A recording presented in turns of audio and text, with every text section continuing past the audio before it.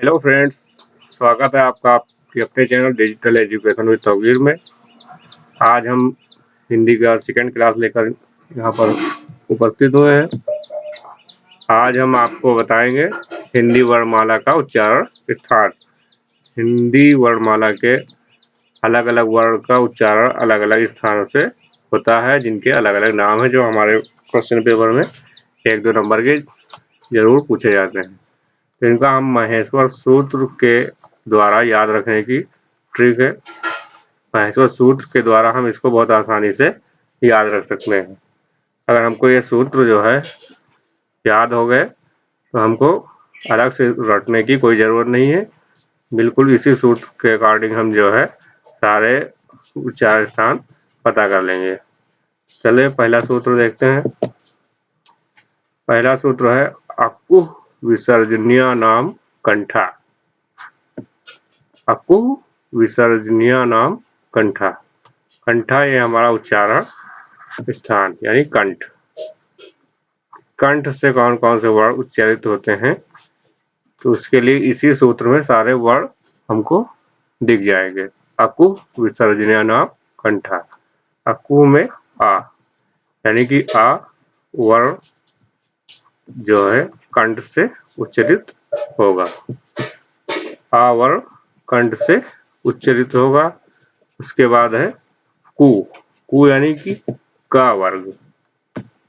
का वर्ग के अंतर्गत जो 5 वर्ण हमारे आते हैं वो सारे के सारे कंठ से उच्चारित होते हैं।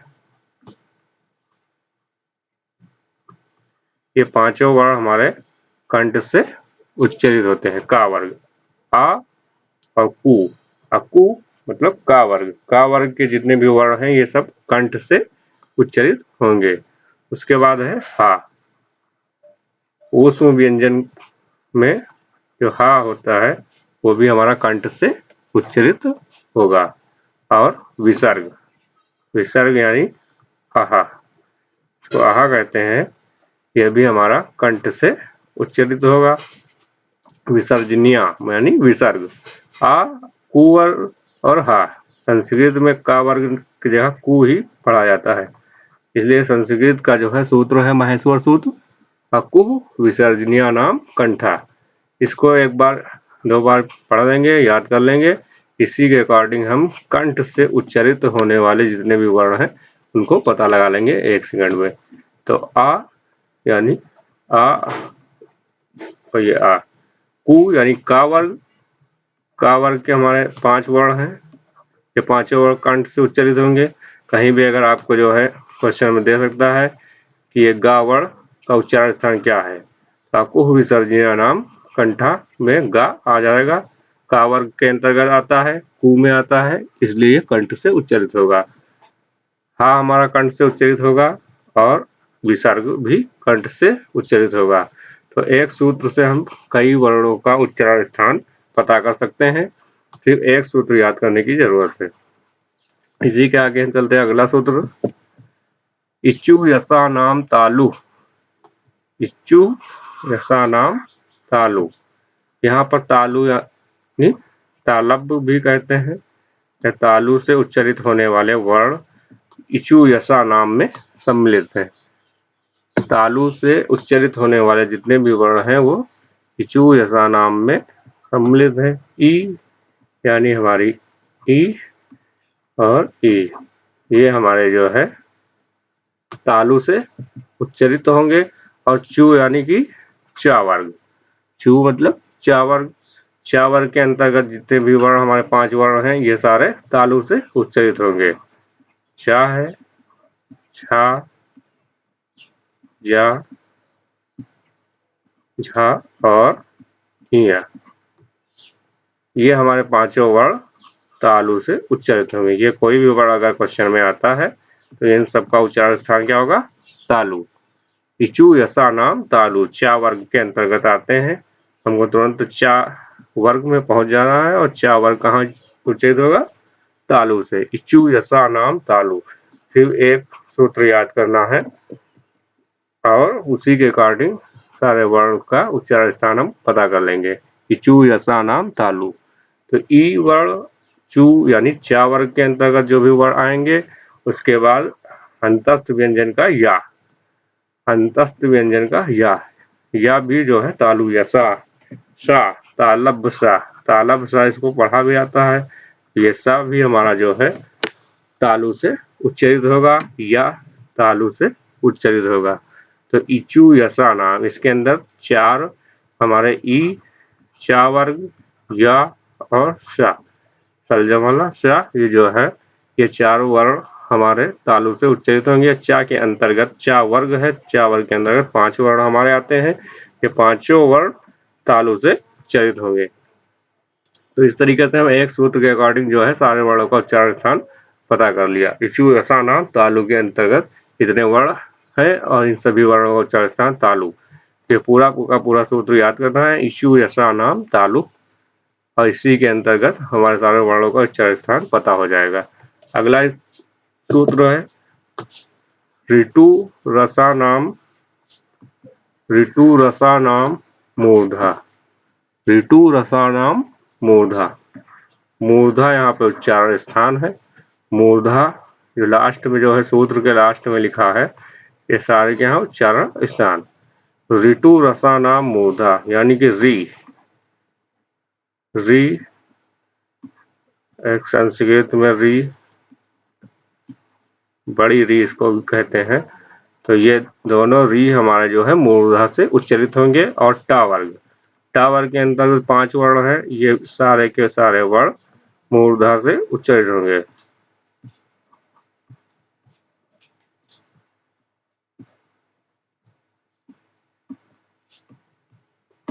ये पांचों वर्ण भी हमारे जो है मूर्धा से उच्चरित होंगे। टा वर्ग री टू रसा नाम, री वर्ण और टा वर्ग के अंतर्गत 5 वर्ण हमारे मूर्धा से उच्चरित होंगे। उसके बाद है रा भी हमारा मूर्धा से उच्चरित होगा। और ये सा, षटकोण वाला जो सा है ये भी मूर्धा से उच्चरित होगा। तो सा का उच्चारण स्थान मूर्धा होगा, रा का उच्चारण स्थान मूर्धा होगा, और टा वर्ग के अंतर्गत 5 वर्णों का उच्चारण स्थान मूर्धा होगा। और ऋतु रसा नाम मूर्धा, तो इनके री, टा वर्ग, रा और सा, इन सब का उच्चारण स्थान मूर्धा होगा। तो एक सूत्र से हमने जो है इतने वर्णों का उच्चारण स्थान पता कर लिया। इसी तरीके से अगला सूत्र है लितु लसा नाम दंता।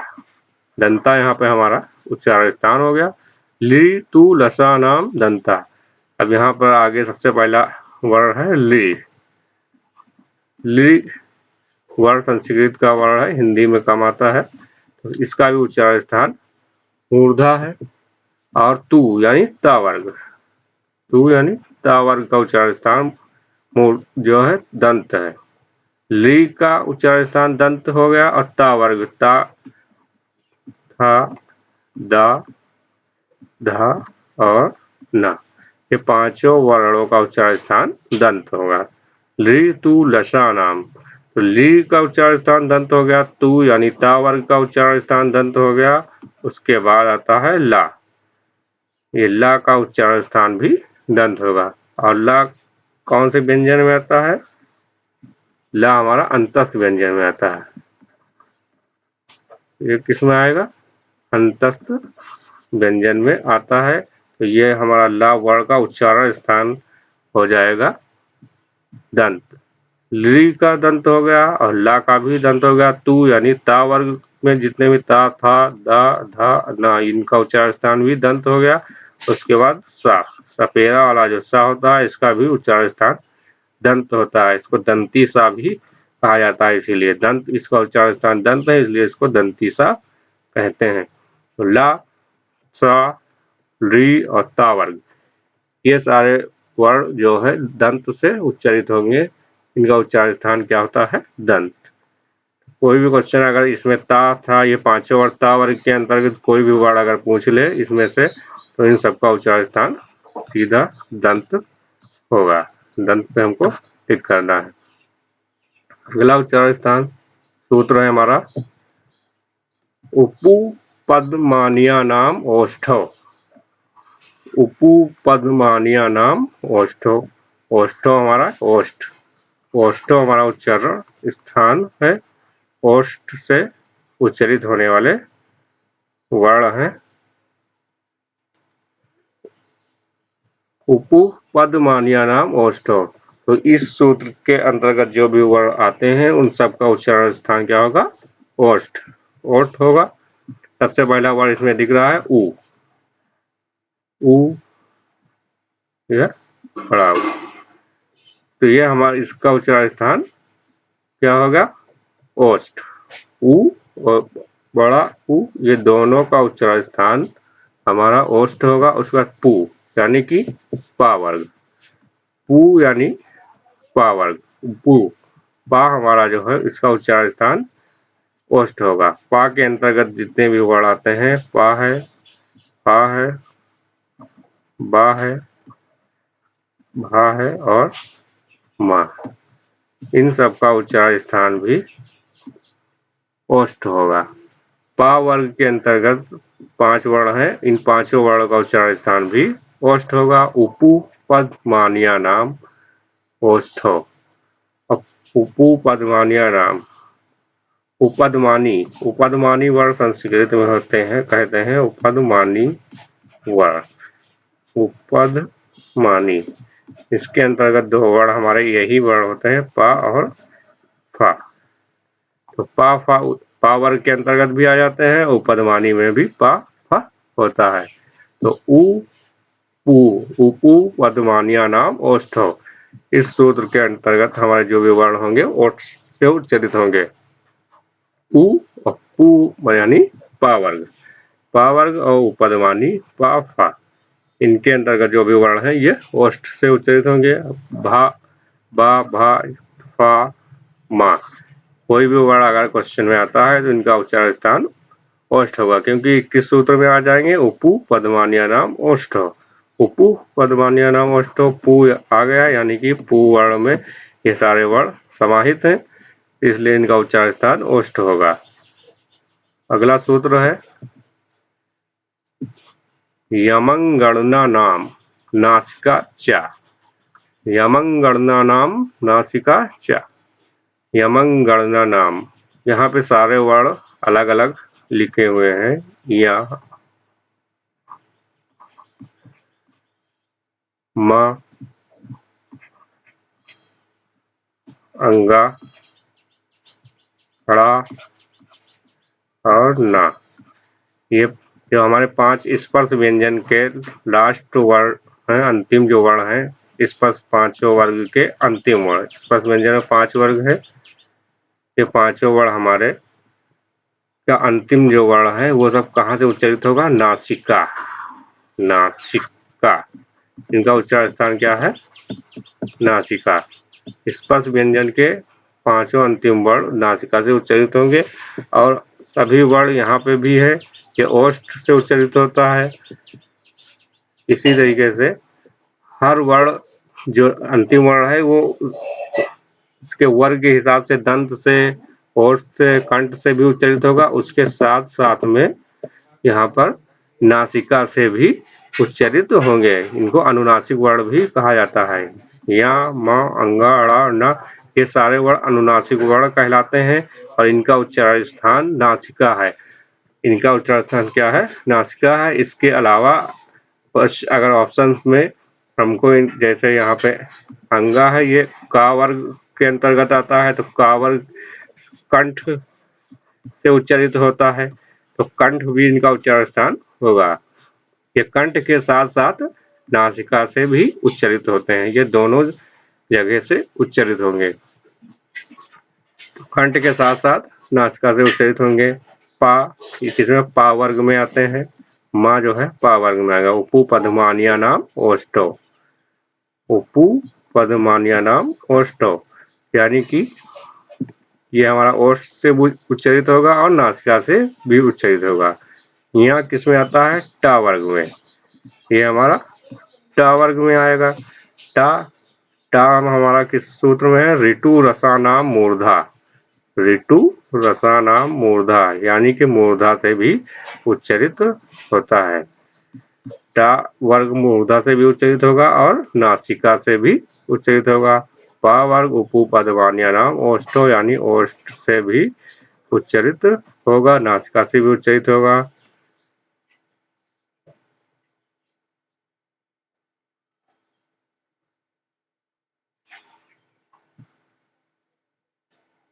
न हमारा ता वर्ग में आएगा, न हमारा ता वर्ग में आएगा।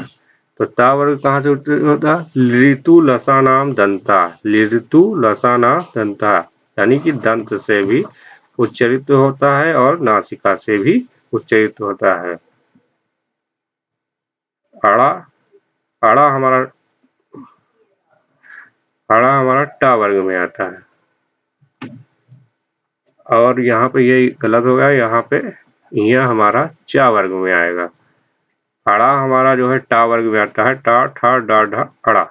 तो अड़ा हमारा टा वर्ग में आएगा, ऋतु रसाना मूर्धा। अड़ा हमारा मूर्धा से होगा और यहाँ के लिए हम होगा चा वर्ग में, ये आएगा चा वर्ग में।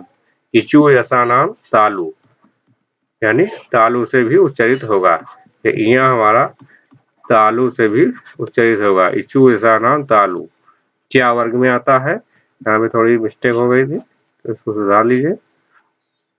और टा वर्ग में हमारा मूर्धा, ये अड़ा जो है टा वर्ग में आएगा और यहाँ हमारा ई वर्ग इचु यसा नाम तालु चा वर्ग में आएगा और तालु, तालु से भी उच्चरित होगा और नासिका से भी उच्चरित होगा। ये सब अनुनासिक वर्ण, ये सारे वर्ण अनुनासिक वर्ण कहलाते हैं। तो इनके उच्चारण स्थान दो हैं, ये दो जगह से मिलकर उच्चरित होते हैं।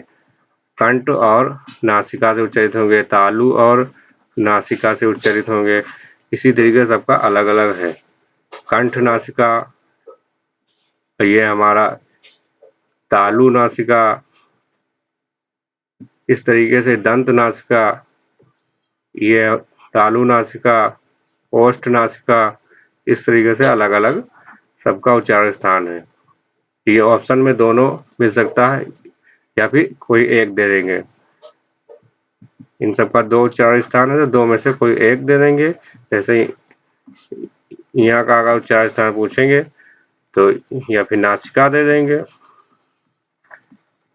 नासिका आपको विकल्प में मिल जाएगा। या फिर ये हमारा चा वर्ग में आता है तो ये जो है इचु यसा नाम तालु, तालु उच्चारण स्थान में दे देंगे। तो तालु को टिक करना है या नासिका, लेकिन ये दोनों से उच्चरित होते हैं। तो इस तरीके से इसके बारे में हमने विधिवत चर्चा की। यमंग गणना नाम नासिका चा, तो इसी हमारा नासिका से उच्चारित होगा। और अगला है सूत्र एदैतो कंठ तालु, एदैतो कंठ तालु। कंठ तालु यानी कि इन दो अवयवों से एक साथ उच्चरित होता है, कंठ और तालु दोनों से मिलकर दोनों को स्पर्श करता है। कोई वर्ण है जो दोनों को स्पर्श करता है एक साथ, कंठ को भी स्पर्श करेगा और तालु को स्पर्श करेगा, इसलिए इनको उच्चारण स्थान इन दोनों साथ में होता है, कंठ तालु। एदैतो, एदैतो यानी कि दो वर्ण है, इसमें ए है और आय है,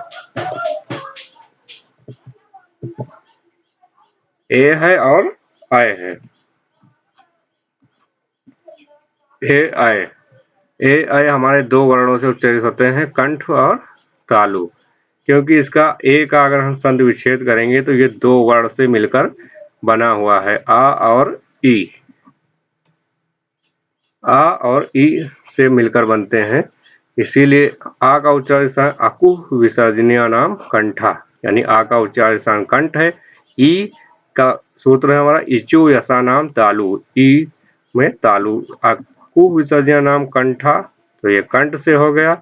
इचु यसा नाम तालु, तो ये तालु, तो कंठ तालु। तो ये हमारा ए जो बना है वो दो वर्णों से मिलकर बना है, आ और ई। आ ई से ए और आ ये बनते हैं, इसीलिए इनका उच्चारण स्थान इन दोनों वर्णों का जो उच्चारण स्थान है उन्हीं को मिलाकर बना हुआ है, कंठ तालु। तो आ हमारा कंठ से, ई हमारा तालु से, तो कंठ तालु, ए और ऐ हमारे का उच्चारण स्थान कंठ तालु हो गया। क्योंकि दो वर्णों से मिलकर बने हैं, इसलिए दोनों वर्णों का जो भी उच्चारण स्थान है उन दोनों को यहाँ भी सम्मिलित किया गया है।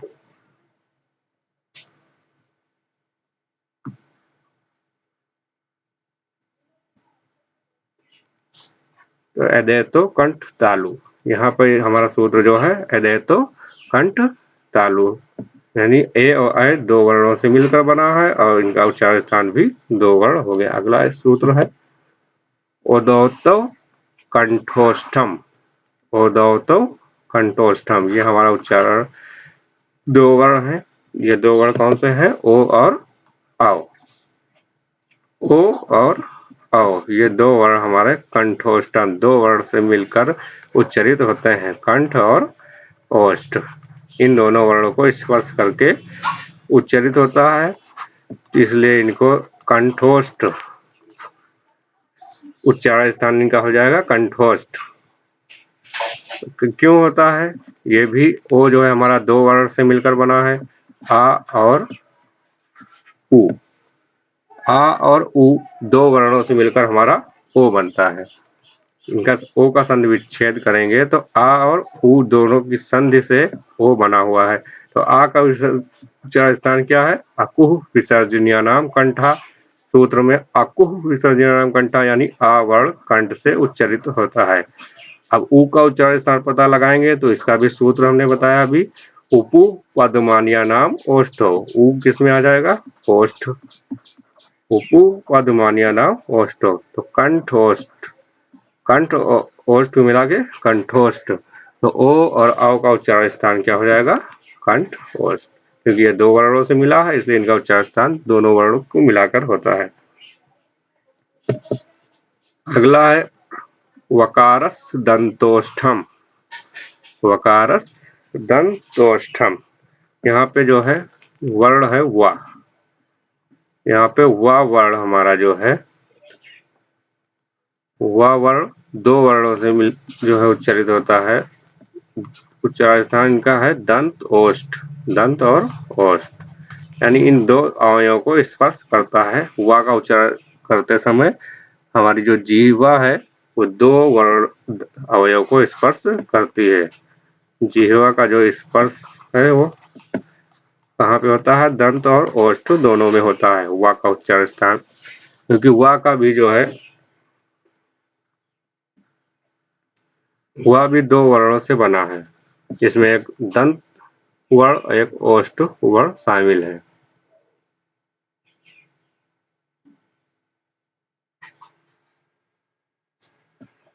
तो वकारस दंतोष्ठम यानी कि वा वर्ण हमारा दंतोष्ठ से उच्चारित होता है। यहाँ पे ए ऐ वर्ण, आ और औ और यहाँ पे वा, ये पांच वर्ण हैं जो दो दो अवयवों के से दो दो उच्चारण स्थान एक साथ में होता है। इसका हो जाएगा कंठ और तालु। ए आई का क्या होता है? कंठ तालु, क्योंकि आ ई से मिलकर बना है। ये आ उ से मिलकर बना है इसलिए इसका होता है कंठोष्ठ, आ उ। और वा का हो जाएगा दंतोष्ठम, दंतोष्ठ यानी दंत ओष्ठ से उच्चारित होता है।